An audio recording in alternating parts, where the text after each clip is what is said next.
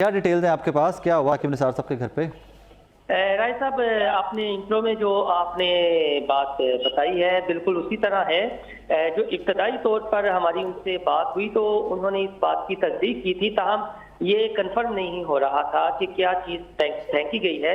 लेकिन बाद में ये कंफर्म हुआ कि 10 बम जो है उनके घर में फेंका गया है और जो जराए हैं वो भी इस बात की तस्दीक कर रहे हैं। जो उनके घर के अंदर सिक्योरिटी पर मामूर थे पुलिस एहलकार, उनमें 2 जख्मी हुए हैं। ताहम साकिब निसार का ये कहना था कि उनके घर मेहमान आए हुए थे और वो मेहमानों के साथ उनके अहले खाना बैठे हुए थे, जिसके फौरी बाद ये मामला हुआ।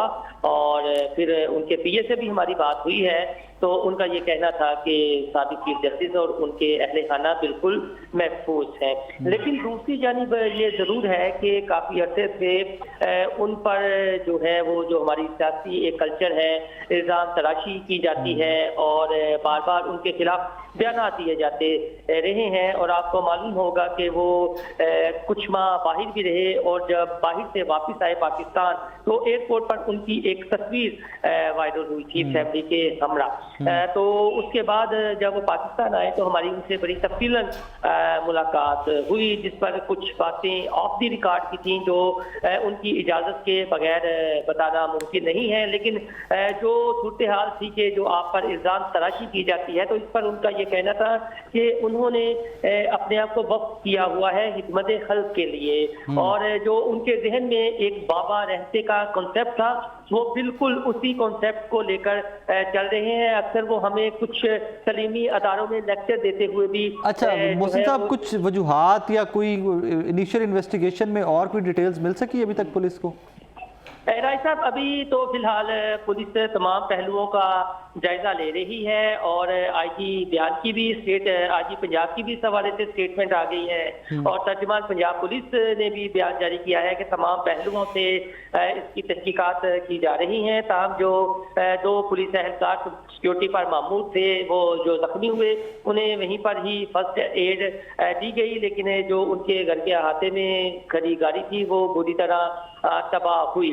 तो इस हवाले से सीसीटीवी फुटेज जो है वो भी कुछ इत्तलात ऐसी भी हैं कि कोई साकिब साहब कोई किताब भी गालिबन लिख रहे थे। इस किताब का तो कोई लेना देना नहीं है इस रिसेंट इंसिडेंट से? राय साहब, मैंने आपसे कहा कि जो हमारी कुछ आखिरी रिकॉर्ड गुफ्तगू हुई उनसे वो तो जाहिर है बहुत सारी ऐसी बातें थी, लेकिन उनकी फैमिली ने बहरहाल उन्हें मना किया हुआ था। और कुछ आप ये कह लें कि ला के शोबे से वाबस्ता या जुडिशरी के शोबे से वाबस्ता उनके कुछ मुरब्बी जिनसे वो मुशावरत करते थे, उनका मशवरा भी उन्हें ये था कि आप एक कान से सुने और दूसरे से निकाल दें। जो बातें हो रही हैं आप उसका बिल्कुल भी जवाब ना दें। बेहतरीन जवाब जो है वो खामोशी है।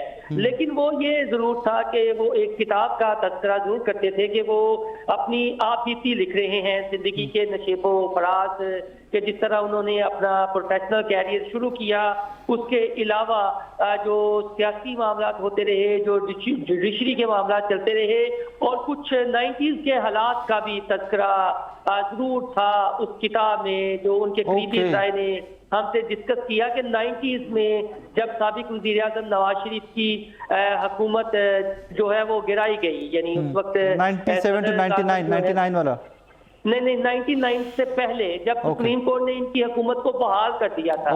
यस। यानी ये कुछ ऐसे तारीख है कि जिसमें अहम इंकशाफात भी थे कि वो बातें जो उससे पहले मालूम नहीं थी।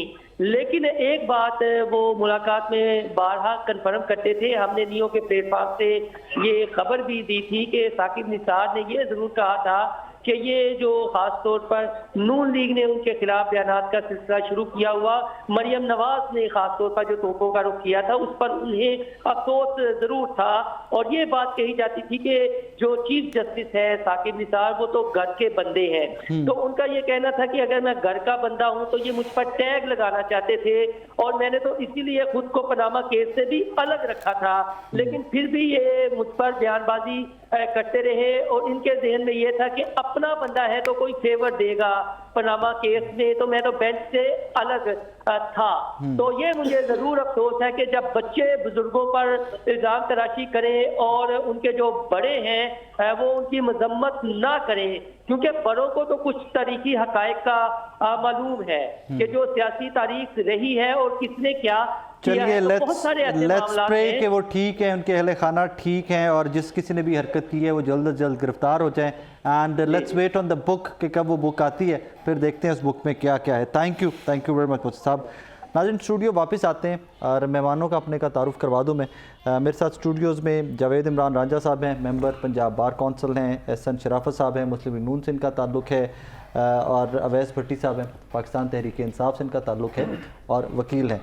जावेद साहब, ये क्या हो रहा है कि अब साबिका चीफ जस्टिस साहिबान भी गैर महफूज हो गए पाकिस्तान में? सर, ये वेरी अफसोसनाक वाक़या हुआ है जो भी अभी हुआ है। अभी इसके हक़ सामने नहीं आ रहे। इसके जितना भी अफसोस किया जाए कम है। और पाकिस्तान में इस वक्त जो अदम बर्दाश्त की जो लहर चल निकली है, ये खतरनाक सूरत हाल सामने आई थिंक साबिका चीफ जस्टिस साहिबान की तो अच्छी खासी सिक्योरिटी नहीं होती घरों पे? हर लिहाज से उनकी सिक्योरिटी होती है। रिटायर्ड जजेस की भी होती है, आज़र जजेस की भी होती है। तो अनफॉर्चुनेट है, इसमें सिक्योरिटी एहलकार ज़ख्मी हुए हैं जो कि हमारी सिक्योरिटी फोर्सेस जो हैं दिन ब दिन कुर्बानियाँ दे रही हैं सिक्योरिटी के इश्यूज़ पे भी और दूसरी जो है इन फील्ड में भी। लेकिन ये अफसोसनाक हुआ है। भट्ट साहब, आप तो है भी, आप भी वकील रांझा साहब की तरह। सर, ये बड़ा जो रांझा साहब बात की है, मैं बिल्कुल उससे इत्तेफाक करता हूँ। देखिए, ऐसे इंसिडेंट्स जो हैं ये हमारे मुआशरे के लिए बिल्कुल काबिल कबूल नहीं है। किसी के घर पर आज हमला हुआ है तो कल मेरे पे भी हो सकता है, किसी पे भी हो सकता है। हमारे चीफ जस्टिस हैं, हमारे लिए ऑनरेबल है, इस कौम का फ़ख्र है वो। बिल्कुल ऐसा नहीं होना चाहिए। जो ऐसी उच्च हथकंडे इस्तेमाल करें लोग, बिल्कुल नहीं करना चाहिए। हम लोग तो पहले अमन की तरफ चाहते हैं। अगर अमन होगा तो ये सोसाइटी जो है, इस सोसाइटी अमन से रहेगी। अगर इसी तरह के किसी घर पे अटैक होंगे, यहाँ पे सवाल ये पैदा होता है कि अगर ex chief justice of Pakistan वो गैर महफूज है तो आप और मैं कहाँ पे हैं? देखिए, ये सिक्योरिटी एजेंसीज की बिल्कुल आज ये नालायकी है, आज नाकामी है उनकी कि आज इस तरह के जिस जगह पे वो रहते हैं वो तो जो पोश एरिया है, अगर ऐसे इलाकों में भी होना चाहेगा तो फिर आज ये एक क्वेश्चन मार्क है उन एजेंसीज के ऊपर, उन फोर्सेस के ऊपर जो सिक्योरिटी फ्राहम करती हैं। इस तरह तो कल कलार को किसी भी जज या किसी भी पर्सनैलिटी के ऊपर इस तरह अटैक उनके घर पे होना शुरू हो जाएंगे तो फिर तो हम सब लोग जो है हम लोग तो कोई सिक्योरिटी रिस्क कंट्री, फिर तो लोग कहेंगे हमें सिक्योरिटी रिस्क कंट्री है। इस तरह तो कल को ये इलेक्शन के अंदर भी अल्लाह ना करे कुछ ऐसा हो जिस तरह मैं मौलाना फजल रहमान का पिछले दिन सुनने में आ रहा था कि उनके लिए बड़े सिक्योरिटी रिस्क हैं। अल्लाह सबको महफूज रखे। अल्लाह सबको महफूज रखे। मेरी दुआ है कि अल्लाह हम सब महफूज रहे। जी एहसन साहब, जनाब वाला, I would want you to comment कि ये इतनी बड़ी हैपनिंग है कि एक साबिका चीफ जस्टिस के घर के ऊपर अटैक। बड़े अफसोस की बात है, लाइक नहीं होना चाहिए था।